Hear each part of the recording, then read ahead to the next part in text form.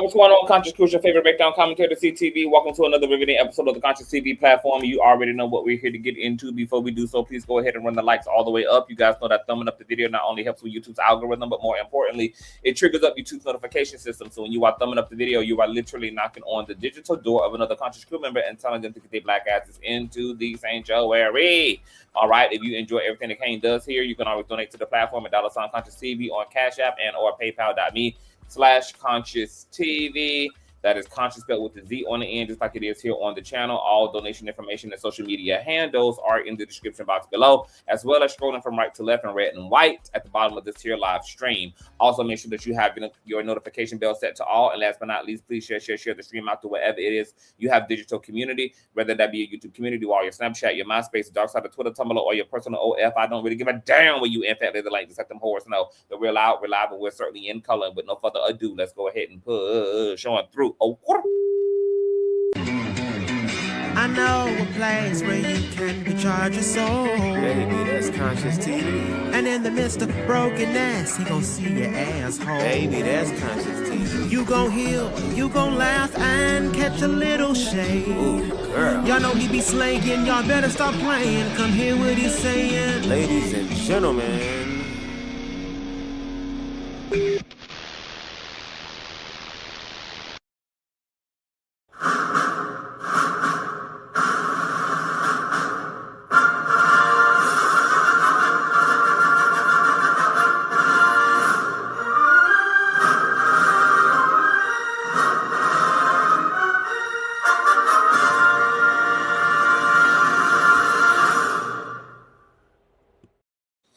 Hey y'all, happy Thursday. I don't know what's going on with YouTube, child. Last night, I had a Conscious crew member who said that she couldn't type in the chat, but she was able to type in the comment section.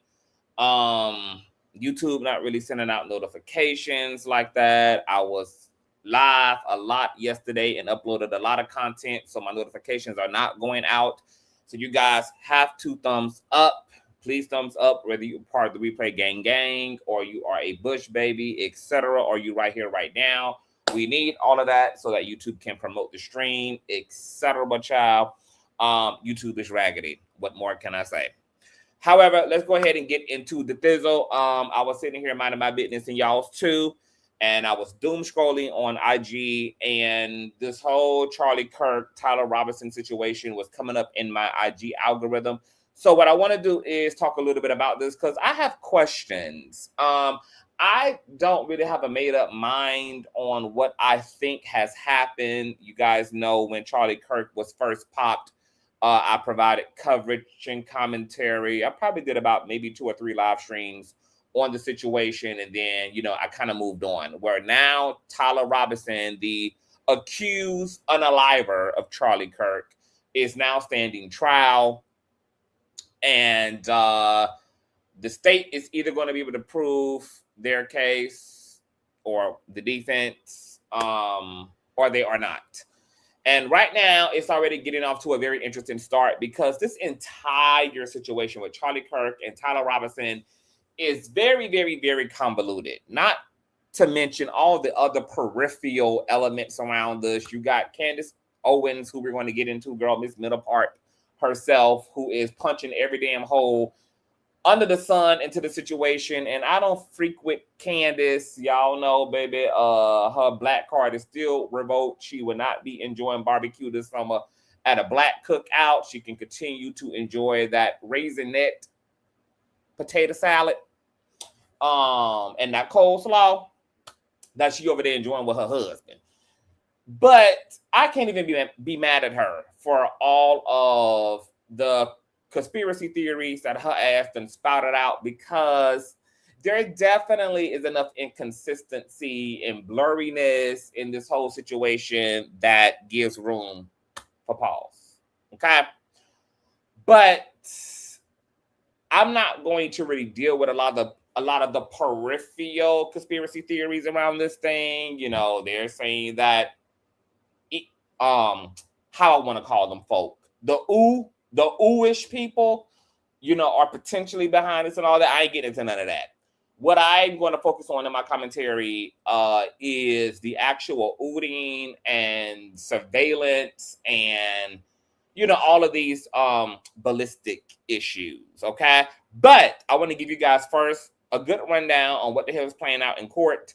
Then I want to show y'all a bunch of clips, and then I'm going to give y'all my commentary, okay? So please run all the likes up and everything. As I said, we need all of that, girl, because CTV been busting down the content. I ain't even been giving no breathers, girl. So YouTube is not sending out my notifications. So please run me the like all the way up. We need all of that. So let's get into a bullet point rundown about what's been taking place in the trial. My God, today, chat. All right, this is from the BBC, and no, I'm not talking about what's between your man's legs. Okay. BBC roommate tells police Charlie Kirk murder suspect confessed to unaliving and broke down in tears. So this is just kind of a summary, girl, for those of you who have kind of been under a rock and everything. So let's just get into this nice little chat GPT summary. My God, today.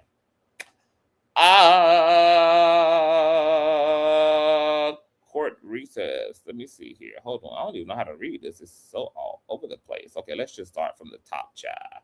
No, let's start from the bottom and work our way up. Hold on.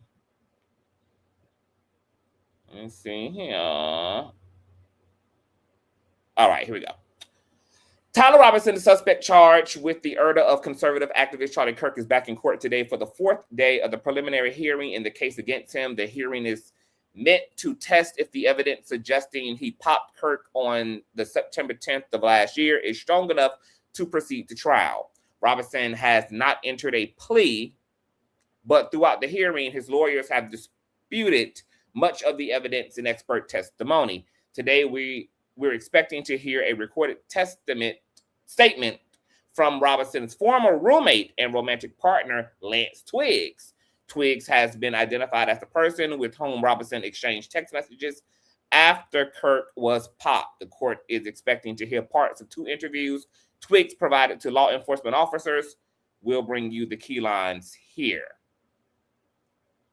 Tyler Robinson has been in court since Monday for his preliminary hearing as Utah County prosecutors present their evidence before Judge Tony Graft to show probable cause for trial. The 23-year-old is facing a slew of charges, including aggravated murder in connection with the September 10th fatal unaliving of conservative activist Charlie Kirk, 31 years of age, as he addressed a crowd on Utah Valley University's campus who did not want him there, might I add.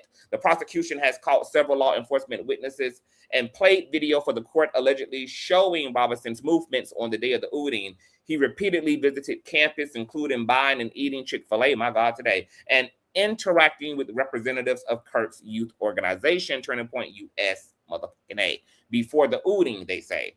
Video also shows the suspect changing clothes and his gait, seemingly affecting a limp before the ooting. A law enforcement agent walked the court through footage that he says shows Robinson rolling over a railing onto the roof, from which authorities say Kirk was popped, lying prone, and then dropping off with an unknown object in his hand. I will show all of that footage. The same agent, Utah State Bureau of Investigations David Hull, testified that a rifle was later recovered from the same wooded area Robinson was believed to have entered. Another officer, Chris Bagley, testified that he discovered a suspicious screwdriver and impression in gravel on the same rooftop. He described the impression as a sniper pad where an individual had been lying prone with a direct line of sight to where Kirk was speaking. My God, today. Who the hell is the alleged lover roommate, Lance Twiggs? It's expected that the court in Utah will today hear parts of 2 interviews that were provided to law enforcement agents by Lance Twiggs after Charlie Kirk was unalive. Twiggs was Tyler Robinson's roommate at the time that Kirk was popped at the Utah University on September 10th of last year. Twiggs was Robinson's romantic partner who was transitioning from male to female, according to law enforcement sources who spoke to U.S. media. Robinson's then roommate has also been identified as the person with whom he exchanged text messages with after Kirk was popped. All right, let's go from the bottom to the top. Hearing underway. Judge Tony F. Graff Jr. is seated now, and the fourth day of preliminary hearing is set to begin. In attendance is Tyler Robinson, the man prosecutors allege fatally popped Charlie Kirk last September. Kirk's widow, Erika, is also in court. As a reminder, this hearing is not the trial, but part of proceedings to test if the evidence against Robinson is strong enough for a trial. As we mentioned earlier, prosecutors are expected to play a recorded statement from Robinson's former roommate and romantic partner, Lance Twiggs. Charlie Kirk was a political activist best known for co-founding Turning Point USA, an organization that focused on spreading conservative political ideas to young people on university and high school campuses. Born in 1993, unfortunately, Kirk grew up outside of Chicago in an affluent neighborhood. He dropped out of college and founded Turning Point at just 18 years of age. Through Turning Point, Kirk toured college campuses debating students, what he calls debating, on some of the thorniest issues facing the U.S., from immigration to race relations and GUN control. He is credited with helping turn out the youth vote, which propelled U.S. President Donald J. F. Trump to electoral success in 2024. It was at one of such debates at Utah Valley University that Kirk was fatally unalived on September 10th of 2025. He is survived by his wife, Erika Kirk, and two young children. His unaliving shocked the nation and put a spotlight on political violence in the U.S. The first item on the agenda is about if evidence will be shared in real time with the court and also on the public video stream. Lawyers for Erika Kirk also asked the court to make everything public, and prosecutor Christopher Ballard agreed. A representative for media outlets asked the court for maximum transparency as much as possible while balancing the rights of the parties. Robinson's attorney, Richard Novick, remarked that he was concerned about timing issues and that his side had a witness they wanted to present who wouldn't be available after today. In the end, Judge Graff has ruled not all exhibits be visually displayed in the gallery. He says it will be considered on a tiered system, with some evidence only visible to those inside the courtroom and some visible to the live feed. The judge and lawyers are now discussing the video statement from Tyler Robinson's roommate, Lance Twiggs, that will be shown in court today. Specifically, the certain part of the statement will be redacted and not heard by the courtroom. Judge Graff gave the legal teams timestamps of sections of the videos that are not to be played in court. The defense team and state prosecutors are now going back and forth over which of those redactions should be made. A reminder, investigators say Robinson communicated with Twiggs immediately after Udine. Since then, Twiggs has given multiple statements to law enforcement. Tyler Robinson, a 23-year-old from Utah with no previous conviction nor history of violent offenses, according to a report filed in Utah State Court. He was taken into custody for the unaliving of Charlie Kirk after a 33-hour manhunt, which police say ended with his father and a pastor persuaded him to surrender. Investigators say Robinson was immersed in online culture, pointing to inscriptions on shell casings linked to the case, which apparently reference online trolling humor. Then that was rebutted. Investigators say public records seen by the BBC suggest that Robinson previously registered as an unaffiliated or a nonpartisan voter in Utah. His parents are registered Republicans, of course, according to state records. The family is Mormon and active in local church. He has a roommate, Lance Twiggs, who prosecutors say Robinson communicated with out of Kirk's Udine. Twiggs was also Robinson's romantic partner who was transitioning from male to female, according to law enforcement sources who spoke to U.S. media. Robinson's then roommate has been identified as the person with whom he exchanged text messages after Kirk was shot. According to court documents, Robinson told the person to look under his computer keyboard and find a note that read, quote, "I had the opportunity to take out Charlie Kirk, and I'm going to take it." In the subsequent exchange of texts, Robinson allegedly went on to say of Kirk, quote, "I had enough of his hatred. Some hate can't be negotiated out." Prosecutors in recent days have sought to suggest that Robinson may have been motivated by Kirk's views on trans people, since he was on the other side of those views. Prosecutor Ryan McBride was quoted by the Telegraph newspaper successfully arguing for a certain piece of evidence to be heard in court, deeming it to be relevant because Robinson, quote, "falls into some of these political and gender views that Charlie Kirk argued against." The court has been hearing arguments about which evidence should be shown in court today and what should be held back for now. There are concerns publishing some evidence now might impact potential jurors during a potential trial. We have just heard an impassioned plea from Jeffrey Neiman, an attorney representing Erika Kirk and the broader Kirk family, who is asking for more of the evidence to be shown here, even if it's not broadcast on the live stream. Quote, the Kirk family has waited 10 months for this hearing. He says they have a right to be here and they have a right to hear the evidence. They have a right to see and feel what is going on in the court. Neiman says while the family understands the need to balance concerns about showing some of the evidence, but he argues at a minimum, this courtroom needs to be open for the evidence to be displayed in the courtroom. Tyler Robinson is wearing a gray suit and white shirt today while sat beside his lawyers in the courtroom. His hair appears trimmed and he looks straight ahead at the judge during the proceedings. Court has taken a brief recess during which the defendant is usually taken out of the court. When it starts up again, we're likely to view some of the evidence. Ahead of the break and after the back and forth arguments, Judge Graff ruled that some text messages sent by Tyler Robinson will be shown in court. The judge said they were text messages between Robinson and a witness, messages with others, and a written note that prosecutors have attributed to Robinson. His lawyers have argued against publishing it, saying it may cause prejudice ahead of a potential trial. But the judge ruled that they could be published and ordered that one document be redacted because it contains some identifying information such as a phone number. Some of the evidence will be also published and visible outside the courtroom. Proceedings briefly resumed, but another 10-minute recess was then called to review the video evidence. The court is now watching a pre-recorded statement from Lance Twiggs, Tyler Robinson's roommate. Utah State Bureau of Investigation agent Bryant Davis is physically on the stand presenting the video to the courtroom. Twiggs is first asked, "Do you know Tyler Robinson?" His response is, or their response is, "Yes, I do," Twiggs says, confirming that they were roommates living in separate rooms in the same apartment. Okay, but also lovers. Interesting thing going on here. Lance Twiggs says that Tyler Robinson also asked to borrow a Dremel, an electric precision carving tool to engrave bullets. In the pre-recorded message being played in court, Twiggs says that Robinson has been speaking for months about going on a, quote, hunting trip. My God, today. Quote, he said he was planning on going hunting with his family, Twiggs says. He had been talking about the hunting camping trip for a couple of months. Obviously, that was the cover story.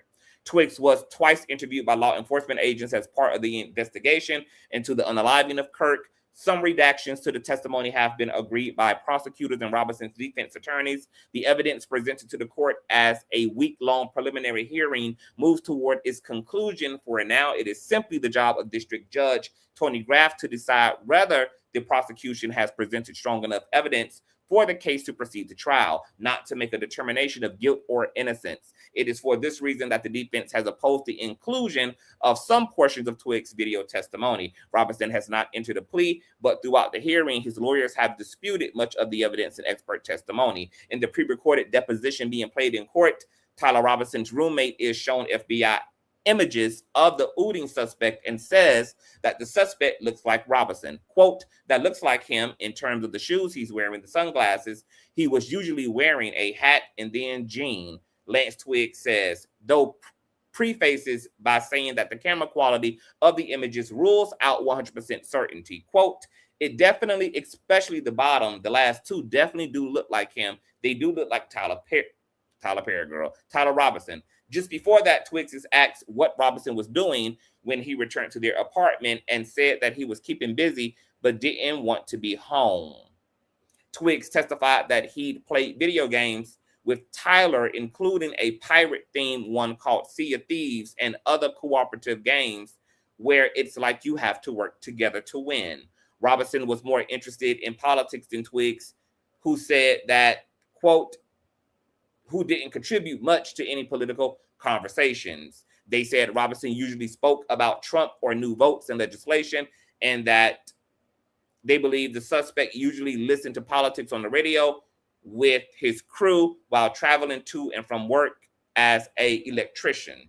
Twiggs said that he never heard Robinson talk about Kirk, and the pair did not discuss LGBTQ issues. Okay, so is Twiggs trans or not? Did they stop the transition? Because the article is using the he and him pronouns.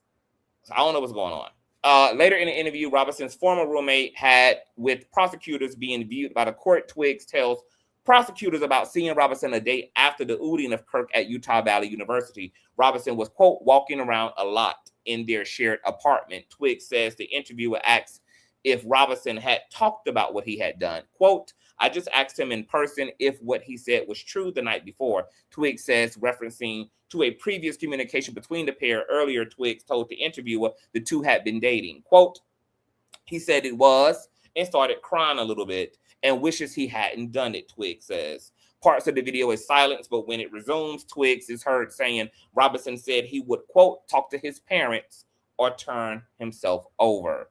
The video of the Twiggs deposition being played in court has ended, and now Utah State Bureau of Investigation agent Bryant Davis is being questioned again. He is reviewing text messages. Agent Davis is reading text messages between Tyler Robinson and his former roommate and romantic partner, Lance Twiggs. Quote, I am still okay, my love, Robinson says before saying he needed to grab his GUN. Quote, I had hoped to keep this secret till I died of old age. I am sorry to involve you, the text message shows. Twiggs then asks Robinson, you weren't the one who did it, right? Robinson replies, I am. I'm sorry. Twiggs asks Robinson why he did it, and Robinson allegedly responded, quote, I had enough of his hatred. Some hate can't be negotiated out. I agree with that. That's all I'm saying. He also added that he had been planning the incident for a bit over a week. My God. Davis is reading aloud messages exchanged being Robinson and his roommate on the stand. He reads excerpts from at least 15 pages of exhibits so far in which Robinson describes where his rifle is and how he is trying to retrieve it. At one point, he tells Twiggs to delete this exchange and then says that he'll turn himself in willingly. As a reminder, the judge has ruled Robinson and Twiggs' messages on the Discord platform can be reviewed in today's proceedings. We will read those in a minute. They may be published only in the gallery in court and are not for distribution on electronic media.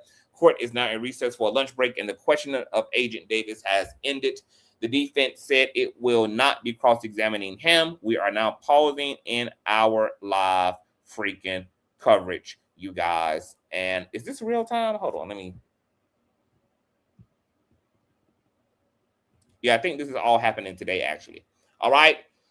So, the roommates' text messages between them and Robinson reflect guilt, and that Tyler is identified as the ooter, and is also consistent with the narrative that Tyler Robinson's father turned him in.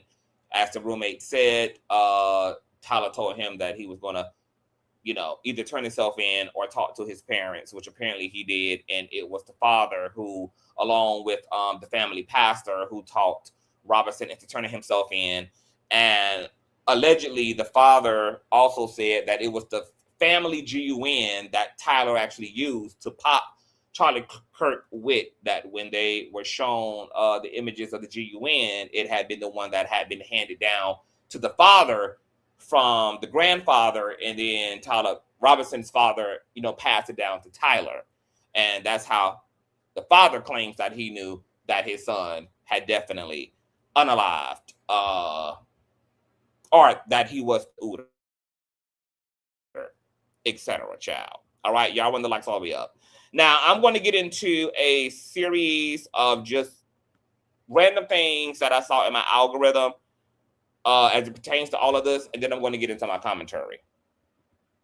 Okay, so this is the text message almost in full between Tyler Robinson and the roommate/lover. Okay, above, after reading the note, the roommate responded, "What? You're joking, right?" Okay, so Robinson says this: "I am still okay, my love, but am stuck in Orem for a little while longer yet. Shouldn't be long until I can come home, but I gotta grab my rifle still. To be honest, I had hoped to keep this secret till I died of old age. I am sorry to involve you." So right here, right there, Tyler acknowledges that he does not have the rifle. So it makes sense for the investigators to have found it in the woods. He ditched the rifle, was tired, decided to hit it, made a rash decision, realized that he, in fact, left key evidence behind. So was waiting around in the city in close proximity to look for open opportunity to go back and retrieve the GUN, which he was obviously not successful at doing. But his correspondence to his lover, it's in sync with the investigators and their find of the weapon. The roommate says, "You weren't the one who did it, right?" Robinson says, "I am sorry." The roommate says, "I thought they caught the person." Robinson says, "No, they grabbed some crazy old dude." Okay, because you remember, it was a bunch of people freaking out in the audience. One crazy guy was like, "I did it, I did it, I did it." And he was carried off and all of this shit and doing the most. Apparently that guy is a clout chaser and is known to be kind of a disruptor, etc. Apparently that old guy that was who was carried out and identified as the Ooter and identified himself as the Ooter, apparently also told the nurse back at the hospital, because apparently like this guy sustained some injuries, I guess, from all of the ruffle and fuffle, the security and the police and all that, told the nurse that he was paid to basically do what he did. Now, was he being sincere? We don't know. This apparently is a well-known clout chaser. So, who knows? But that's who Tyler is referring to. No, they grabbed some crazy old dude, then interrogated someone in similar clothing.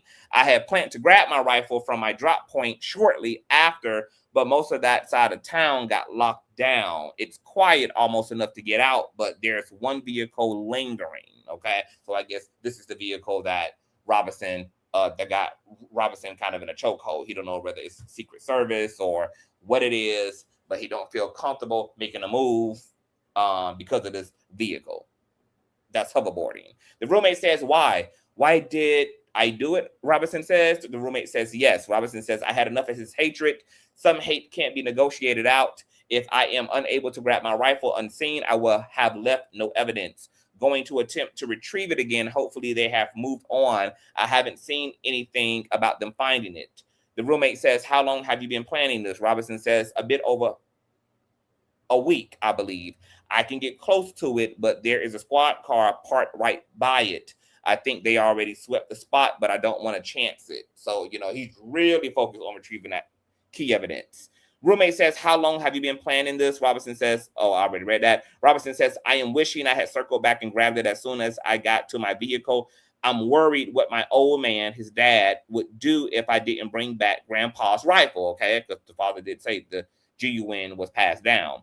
"I don't even know if it had a serial number, but it wouldn't trace to me. I worry about prints. I had to leave it in a bush where I change outfits." Okay, so this would explain the footage of him being seen like in a subway and all of that. And people were saying, the footage then showed that it was nighttime and people was just like kind of confused. Like, is this Tyler and why has night fell and he's still in the same area? Well, if you look at the text messages, it explains that he was trying to get that GUN and he was willing to sit around to see if he could retrieve it, because obviously it will lead back to his family. There would be fingerprints on it that will lead back to him.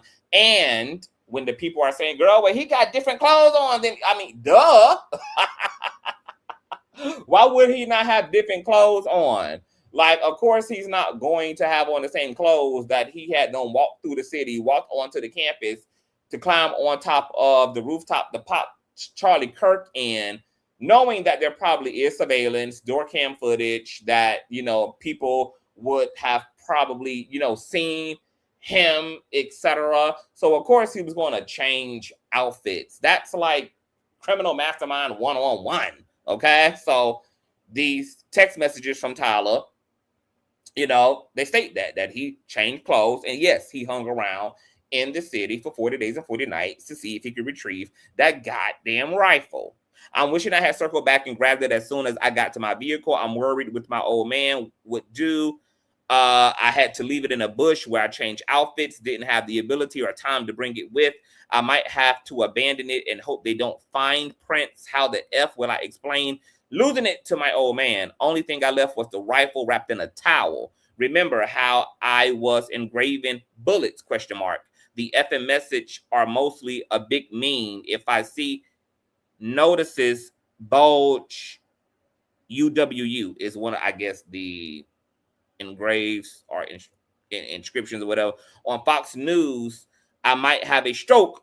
All right, I'm going to have to leave it. That really sucks. So he admits that he did inscribe some bullshit on the bullets or the weapon, but it was all in good humor and fun, and he's trolling the FBI. Hold on real quick, you guys.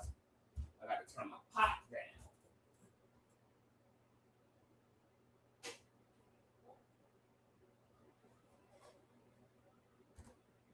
And the gag about turning my pot down is I had the wrong damn eye on the whole time. My God, today. Bless me. All right, so those are text messages. Then there's the witness who talks about hearing the gunshot, etc., which is interesting to me because you guys know or may not know there's a big conspiracy. Even Candace Owens is pushing it that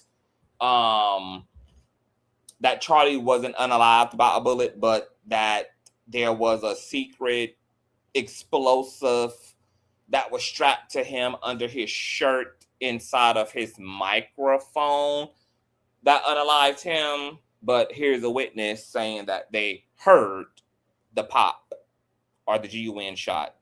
Check this out. Just heard a shot. Charlie Kirk got hit, looked like it was on the right neck and fell towards the left. Security took him immediately and we all crouched down for a good 5 seconds. And in my head, I was thinking, wait, what are we doing? We're going to get out of here. So I basically started yelling, guys, we got to go.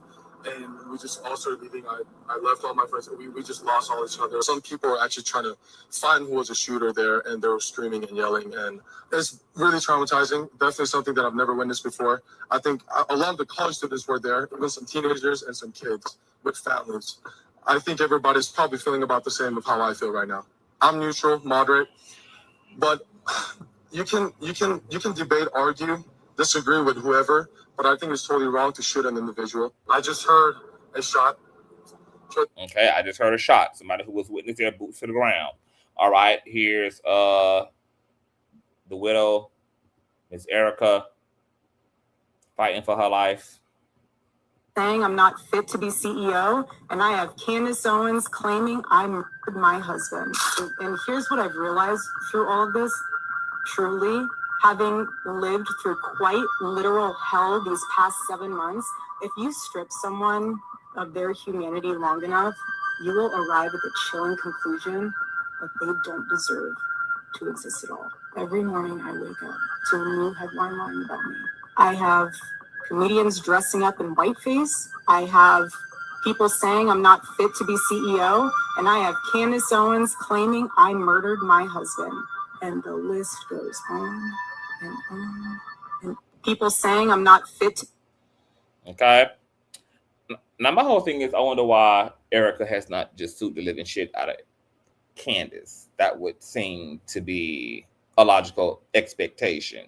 But that hasn't actually happened. I wonder what Candace Owens is going to say if Tyler Robinson is found guilty. She's going to have quite the spotlight on her, and she's going to have to go into overdrive, baby, okay, to create another theory. My God. This is footage of Tyler on campus, climbing the staircase, making his way to the rooftop to do what he apparently has done. And again, we're able to track Mr. Robinson when he leaves this parking structure. Yes, we were able to. Okay. So when he leaves the parking structure, where does he go? He comes up around Campus Drive. As you can see on the video here, there's a cut through there north of the Losi building, and that's Mr. Robinson coming up the sidewalk. He has the noticeable gait or limp in his walk. And then he moves south across the front of the Losi building. Now what do we see? This is an image looking across the parking lot to the Losi building, and Mr. Robinson is appearing on the exterior staircase, which gives access to the Losi building roof and the area where the railing was.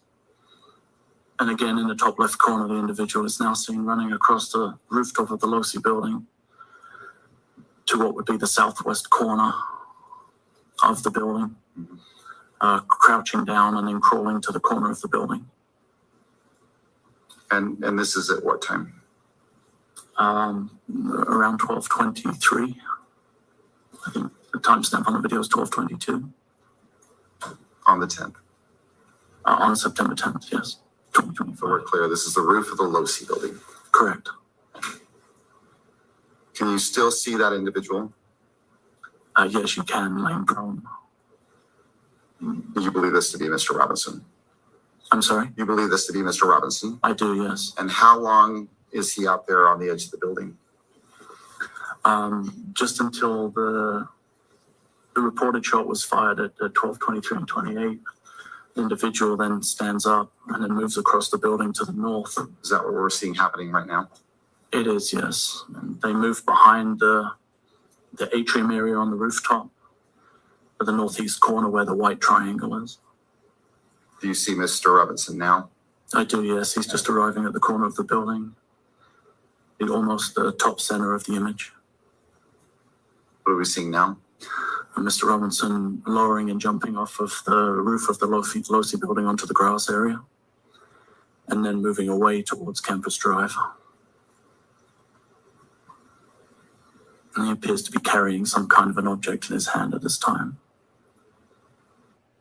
And again, we're able to track Mr. Robinson. Okay, so he's walking because apparently he's hiding the rifle in his pants leg. So he's walking with a limp. He's either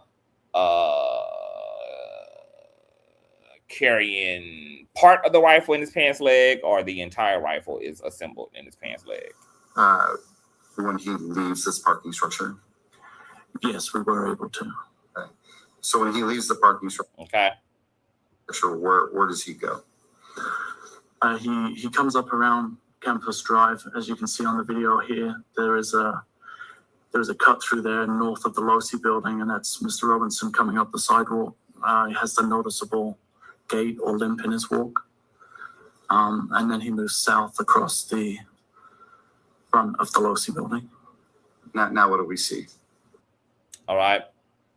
Now, this is Candace Owens, who she done changed her goddamn theory several times, damn over. It went from Candace Owens claiming that Charlie was popped from below to Charlie Kirk was popped from behind to Charlie Kirk was 100% popped from the front. Charlie was unalived by the explosive mic, girl. My God. Today, girl, Candace is trying to work that math out. Thinking that a shot went off from here, if that was just maybe like decoy number 2, and actually Charlie was shot from beneath him, which then could maybe explain why there was no exit wound. Maybe everyone's looking up when we should be looking below, right? Maybe we should be looking below. People are doing very, what I would say, credible videos. People that certainly have the credibility are ballistics experts that are saying that what we see in the front is an exit wound, not an entry wound. Theory that is being floated that Charlie was shot from the back. And I'm telling you this 100%. Charlie Kirk was shot from the front. Oh my God. And at least a fragment of the bullet was recovered from his neck. What I can state rather unequivocally is that there is now more evidence, more evidentiary support that Charlie may have been killed by a rigged explosive device that was on him. I never dismissed the exploding mic theory. I was always clear to my team that I thought there was something there. And then my producer has a note that there are a lot of comments asking about the microphone theory. Here's what I will say about that. When I looked at image from the side, the microphone is still on him afterwards. So like when you see it from on, it looks like it kind of disappears, but then it kind of shifts. When you look at the perspective slightly to the left, you see that it actually stays on him and it's just in the fold. I would imagine if anything did sling into him with that kind of a force, it would fall off. And I can tell you it doesn't fall off. Yeah, I never changed my mind. Maybe we should be looking below. Charlie. Okay. All of that. This is footage from the hearing. Check out this. Do you have a version of this video that does not have alterations, such as zooming or circling? My concern is that if the 1102 says what it says about the videos, these were the videos, right? But then it was altered. And typically an exhibit which has been altered, and if it wasn't done by the person who supplied the 1102, that can become problematic. And so do you have a version of this exhibit that does not have the zooming in or the circling? Again, I don't know all the alterations that were made, but that seems to fall outside the 1102 because you don't have a person testifying 1102 saying, I made the alterations. And so that's the concern of the state of what Ms. Nestor was talking about as it relates to the state's evidence. I have that concern about those alterations. I don't know when they were made, what they were made, how much was done to manipulate the video. And I say manipulate to not saying it in a nefarious way, but I don't know what the scope of that is and how much it deviates from what was the original form. We have two people who have seen that raw footage and they've explained it's the only difference between what we have originally in the original videos and what you're seeing here today. And the additions, I'll submit, Judge, were only added to make it easier to view. Because our intent is to prepare an original version of the video that has been in dispute today, without the circles, without the blur, and without the zooming in. And our intent is to introduce that tomorrow as a different exhibit. And we just can't prepare that in the next hour or so. So we're going to need this evening to prepare that exhibit. Do you have a... My God. Come on, Judge. All right, this is Tucker Carson, who is in the same likeness of Candace Owens, walking back some of his original conspiracies, etc. Baby, these people just be throwing all type of shit up against the goddamn wall. Podcast yesterday, you said you think Israel killed Charlie Kirk. I did not say that. What was it? Not say that. Okay, what was the clip that I said? I've never said that. Charlie Kirk was murdered. Yeah. And he was not murdered for his opinions on transgenderism, obviously.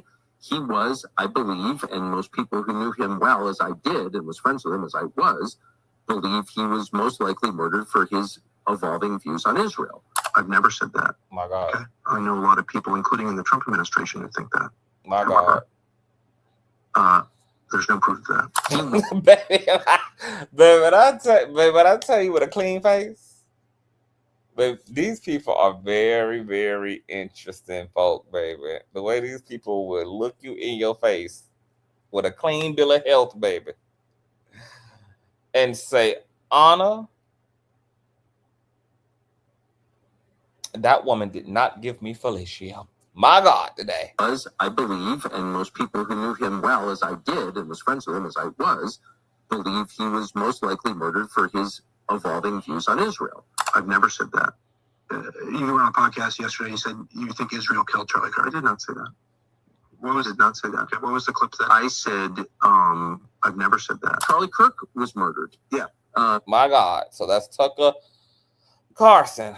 All right. So let's get into this whole explosive mic theory that's being explored, child. The theory that Charlie Kirk was killed by an explosive placed in his wireless mic is growing in popularity.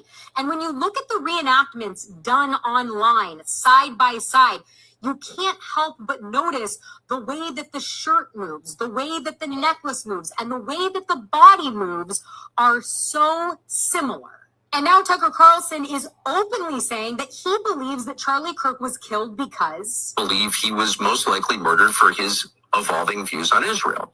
Which is interesting when it comes to the exploding mic theory, because almost exactly a year before Charlie Kirk's assassination, Israel attacked Hezbollah with exploding walkie-talkies and pagers in an operation called Grim Beeper. And then you look at what TPUSA has done. They've put his handheld mic on display, but where's the wireless one? Brian Harple, Charlie Kirk's security, said that in the hospital, he cut his Freedom shirt off.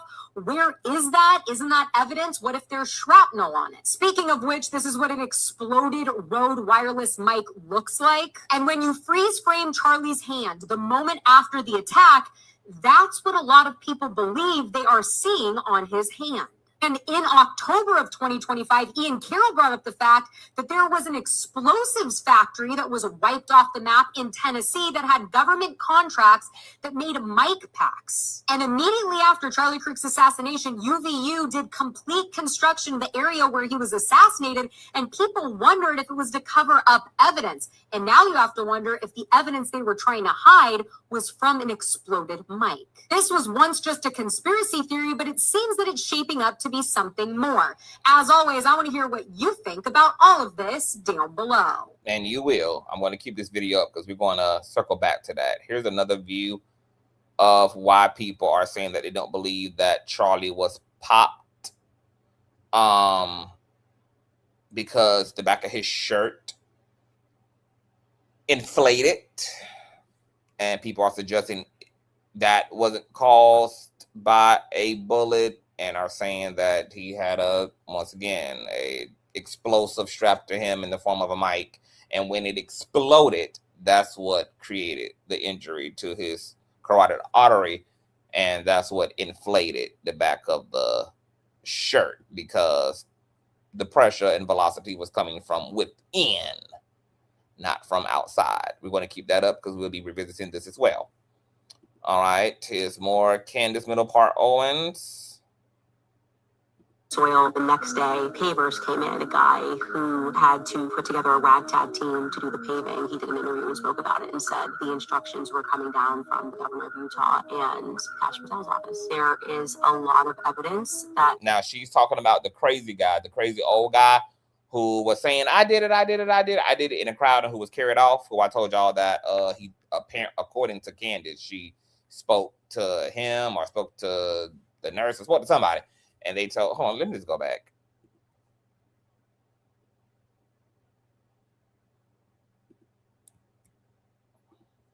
Soil the next day, pavers came in. A guy who had to put together a ragtag team. Oh, no, she's talking about one of the workers that came in to put gravel on the area where Charlie was either popped or where the weapon was found. She couldn't explain it. To do the paving, he did an interview and spoke about it and said the instructions were coming down from the governor of Utah and Kash Patel's office. There is a lot of evidence that they would have found explosives. If you look into Petten, it stays on soil. If you run the theory that he was killed with Petten shape charge, what you see on the outside is the magnet that's holding the mic that's on the inside. We got exclusively the car photos. They towed it, had it sent to be cleaned and resold, which is also an absolute nonsense. That car would have been put into evidence. When I saw the car pics, first thing I said was, oh, that's so weird. Why is there black glass on the floor? The road mic would have had to explode into a million pieces, and that would have been on Charlie, and they would have had to get that off of him. Now we're looking at a trajectory. Before he gets hit, you observe something moving across his chest, and then suddenly you see a wound. And so I never bought the idea that somebody shot him from a rooftop. That made no sense to me.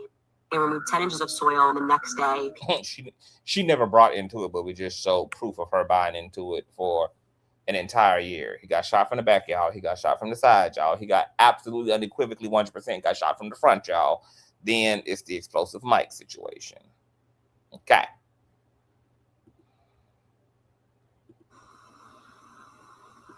I forgive him. He wanted to save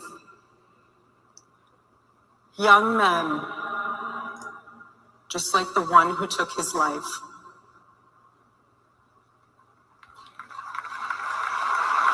That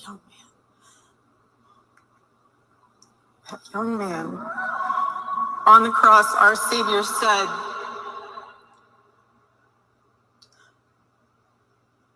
Father, forgive them, for they not know what they do. I forgive him because it was what Christ did and is what Charlie would do. The answer to hate is not hate.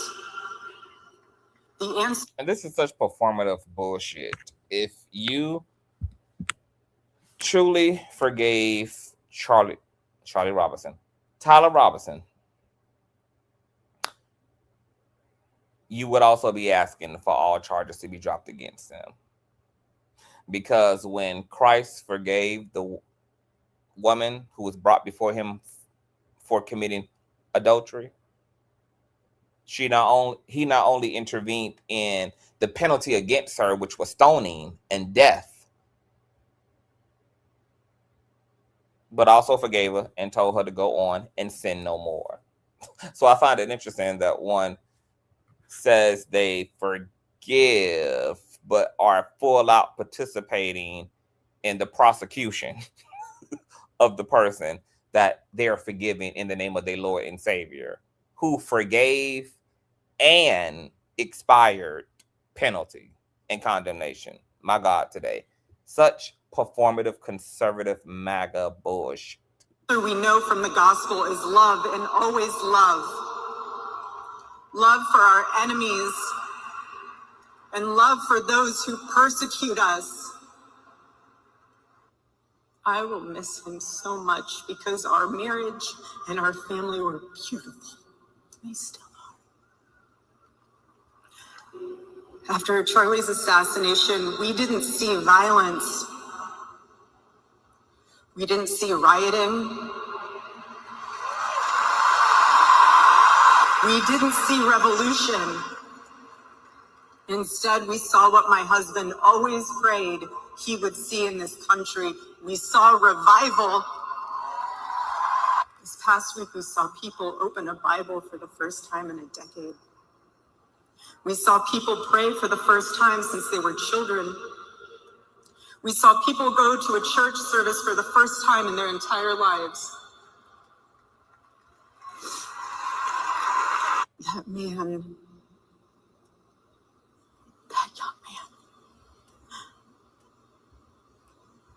I forgive him. Oh God. It's also cringy. So these are text messages from somebody who claimed to have been corresponding with one of Tyler Robinson's family members. It says here in the green.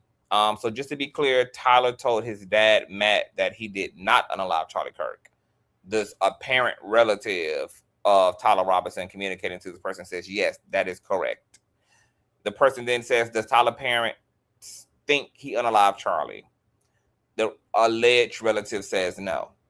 The person then says, did the parents call the bishop because they thought Tyler was guilty or out of fear for his safety? This alleged relative says safety. Okay, now this is all alleged.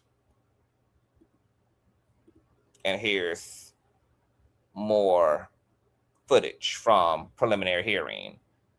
The defense asks cop about pistol holster on lawn after Charlie Kirk was popped. You saw the holster. Can you describe to me what it looked like? An empty concealed holster. For what type of weapon? Pistol. Okay.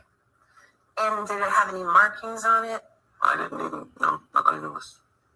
And what happened to that holster? I have no idea. Did you ever take custody of it? No. Did you ever tell anyone else to take custody of it? No. You just left it on the grass? I did. Was it ever fingerprinted to your knowledge? I have no idea. Typical cop incompetency. This explains why there's so many unsolved cases on the records and on the books, baby. This will not be the first time in history where investigators and cops have dropped the ball and people are overlooking evidence and people are just lacking in doing their goddamn job. You mentioned that as you were coming down into the grassy area from the top above the tent, you come down the hall of flags, you come into the grassy area.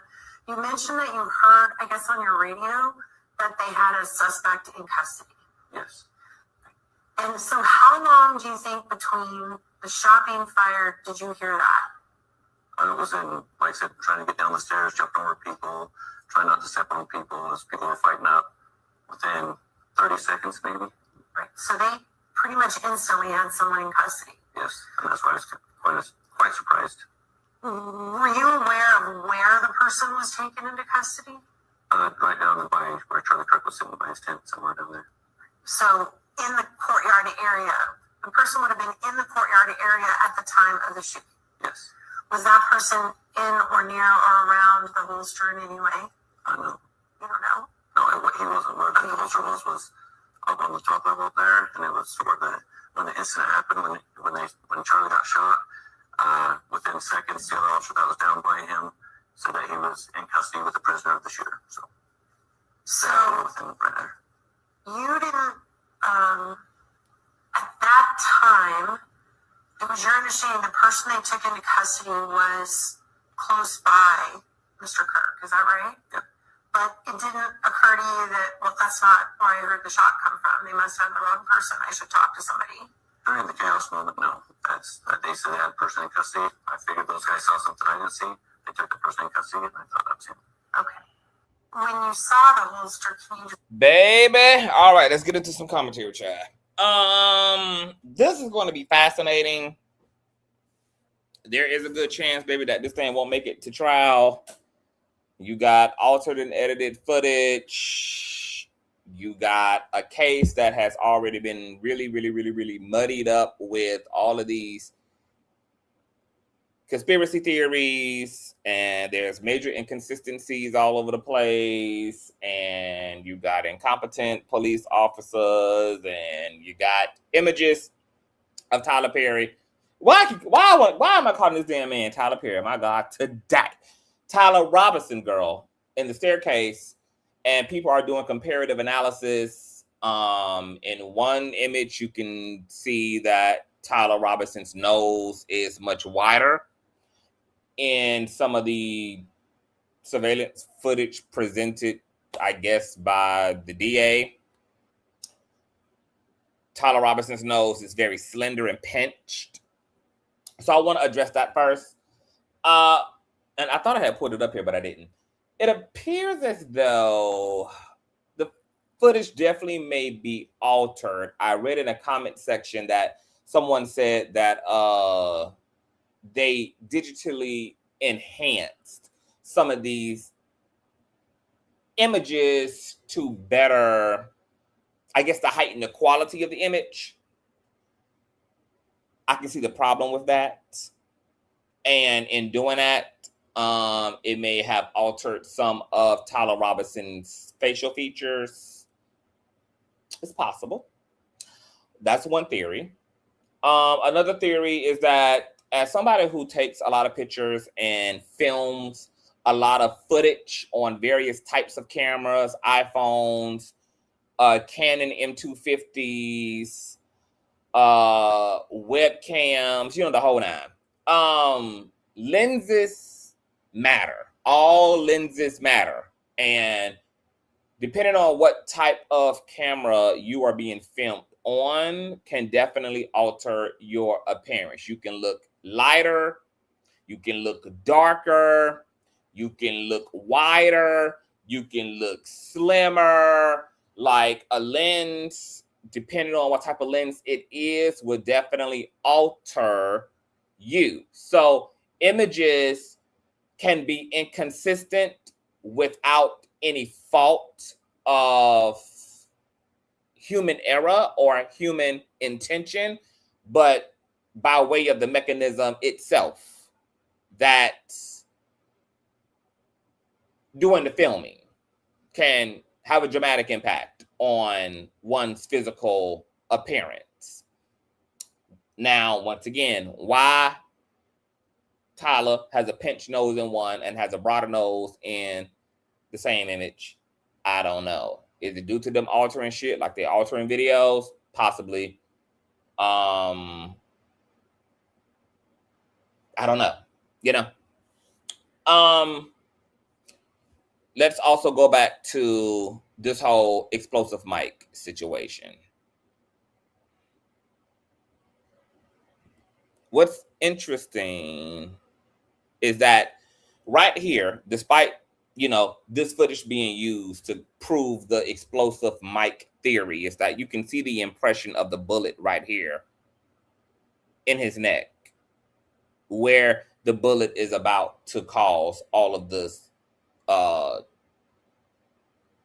obstruction act. Okay. Now, my issues with the explosive mic theory is that if you're claiming that a mic exploded and a pin or some type of an object was then launched into Tyler's neck, that's being sold as a bullet wound entry point, and then in crime scene photos from inside the SUV that Tyler was transported into, there's all of this alleged black glass and debris, and they're arguing that this is from the mic that exploded, which is what unalived Charlie Kirk, and that there's like burnt material, etc. also in the vehicle. Cool. But the problem with the explosive mic theory is that an explosive mic would have caused a catastrophe on this weak ass polyester cotton t-shirt that is as thin as a hairline that Charlie is wearing. There would have been burn marks, scorching, scorch marks, etc., all around the upper parts of this shirt. The whole neckline would have practically been disintegrated and blown off. You're saying that a mic exploded to the point that glass, etc., the whole hardware of this device came apart.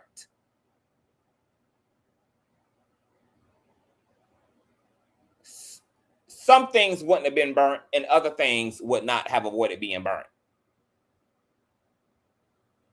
There would have been injuries also consistent in his chest plate, in his upper neck line, not just in one single, pitch point. But there would have been injuries on his physical body and all over the shirt. The whole front of the shirt would have been gone, practically. You're telling me that this explosive was powerful enough to launch whatever this pin was into his neck and exploded into pieces, but the t-shirt itself practically stayed intact? And there's no other consistent burn mark injuries on his neck, on his upper jawline, on the under part of his chin, etc. You have to make it make sense if you're going to make it make sense. The physics aren't physicking with the explosive mic theory.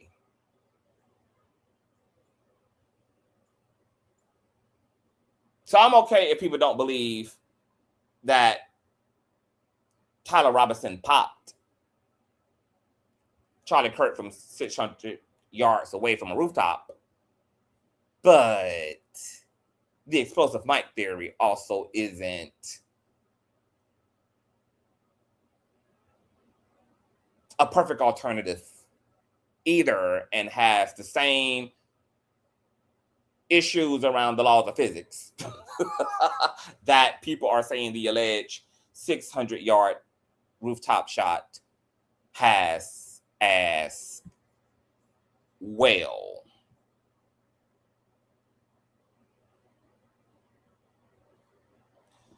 What could have actually happened is that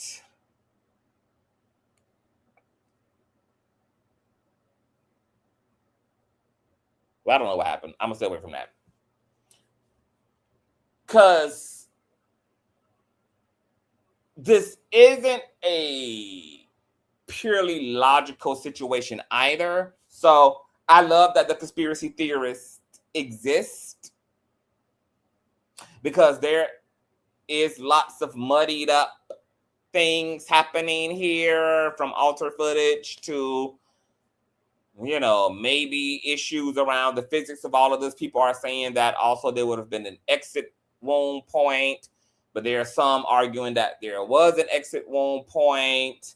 There are people who are saying that his neck would have had to have been made of steel in order to block and to ultimately halt this bullet from having an exit, etc. That he would have had to have the neck of the man of steel.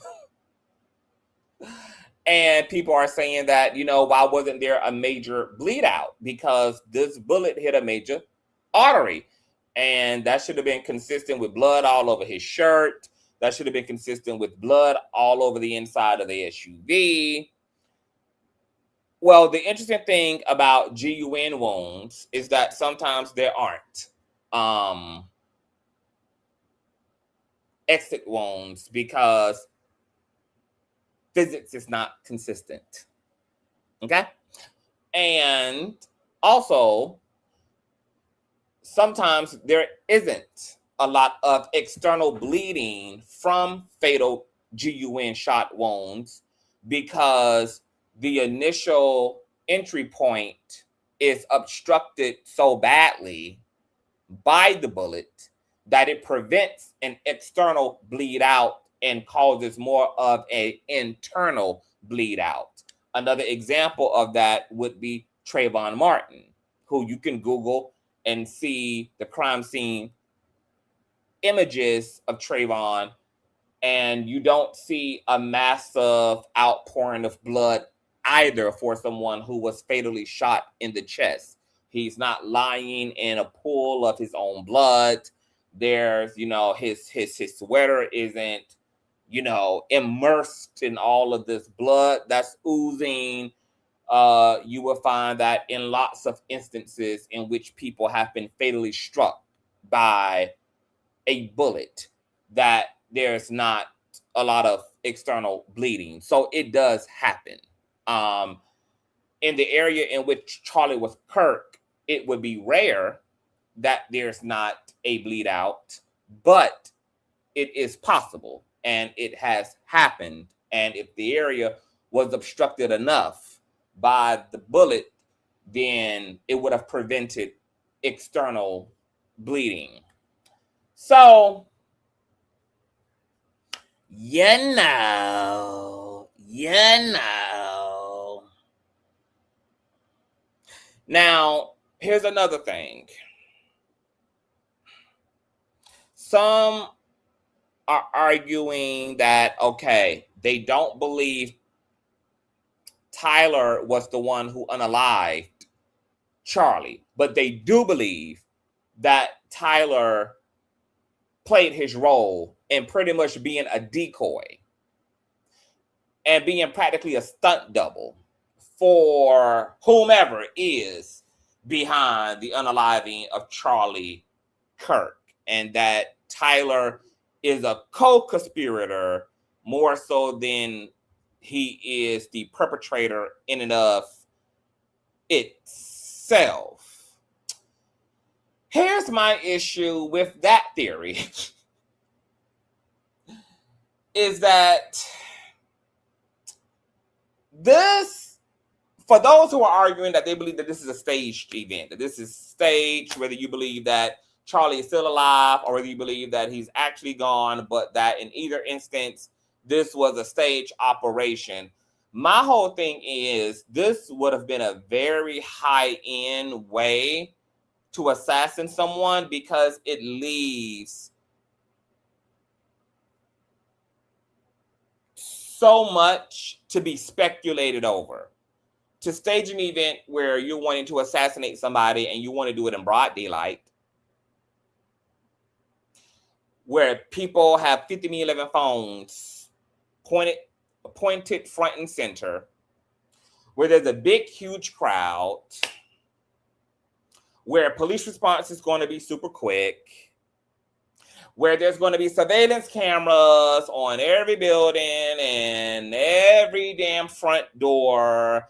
It just seemed like what would have been the point in staging the event this way when there were so many other practical assassin scenarios that didn't run the risk of all of this kerfuffle. Like, they could have simply poisoned a man's food and then said he died of food poisoning, or poisoned him and said that he died of natural causes in his sleep.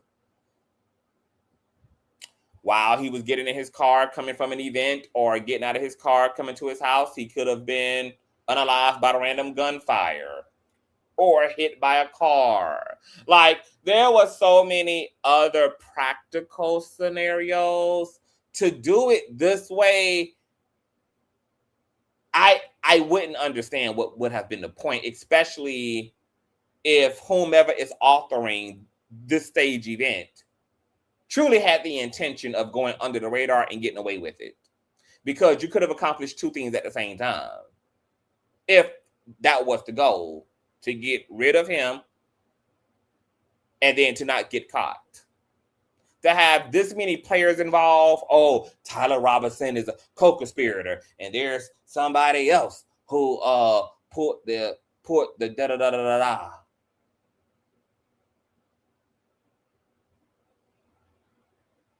You're going to get a flimsy, all-American, Christian civilian. You're going to trust them in a situation like this, in a high-stakes situation like this, and y'all are talking about the ooish people are involved in all this. It just don't make no sense. It don't make no sense. As far as I'm concerned, Tyler Robinson. I guess that's the only Tyler my soul knows, baby. It's Robinson, child. Tyler Robinson did it. And I think all of these online theorists are just that, because it's a situation that's still shocking to people, especially those who are MAGA, especially those who are pro Charlie Kirk, like Candace Owens. I can completely understand from an emotional standpoint why she would not be invested in the simple fact that Tyler Robinson pulled the trigger. He done confessed. That's consistent with his lover and consistent with his parents and consistent with text messages, etc. And that there are just some anomalies in the situation that people think defy physics that really may not in fact defy physics, such as why there was no blood. There is a logical explanation for that. The angle in which this was caught, the shirt flying back. I mean, he was shot with a high-powered rifle. The velocity from that would have caused a brief gust of air to blow his hair back, to blow this thin-ass shirt back. And then for the shirt to be thin enough to respond to the velocity of a alleged explosive mic, but that same thin-ass shirt wasn't thin enough to be completely obliterated by the explosive that was strapped to the inside of his shirt disguised as a microphone. Doesn't, like, and look, maybe Tyler Robinson didn't do this at all. Maybe he is a co-conspirator and a decoy. But what doesn't factually also make sense is any of the conspiracy theories right now. So the truth would have to be somewhere, as far as I'm concerned, in the middle. I don't know what the hell that middle is. I don't know what the hell that middle means. And I don't know why you would produce a complicated scenario like this once again, when whomever is truly after Charlie Kirk could have claimed his life in a more practical, silent, covert way. This was way too many moving parts to keep in part. This would have had to involve way too many people. They're saying that crisis actors were involved, aka the old man who was, you know, being a distraction to Crown. I did it. It's too many moving parts. It's too risky. It just would not make sense for someone to invest in staging something like this. It's too many opportunities for all roads to lead back to whomever is truly behind it. But right now, I am on the theory that Tyler Robinson took Charlie Kirk's life. So we're going to see how that plays out. If the court's green light this thing to go to trial, and if there's enough evidence for it to move to trial. If not, Tyler Robinson will be a free man. And that will be that. So I'll keep you guys updated on all things. Tell me what you think about this whole who unalive Charlie Kirk, and what you think about the explosive mic theory. Or do you think he was really popped? And what do you think all the glass and all that was inside the SUV, etc.? You know what's funny about the whole debris in the SUV is that nobody even considers that that SUV was loaded up with like people who were carrying Charlie Kirk's body. How do you know that the glass didn't come from somebody else? Didn't come from their breaking their walkie-talkie, an object in the SUV falling over, a cup, a coffee mug. I mean, it was a chaotic scene. Now, they did show the black debris all over his hands holding the microphone. Now, I don't know whether that's a Photoshop image or what. But it is interesting. I can see why the theorists exist in this case. I'm looking forward to all the facts coming out. Give me your best theory in the comment section. I'll see you guys later. Thumbs up, share. Peace.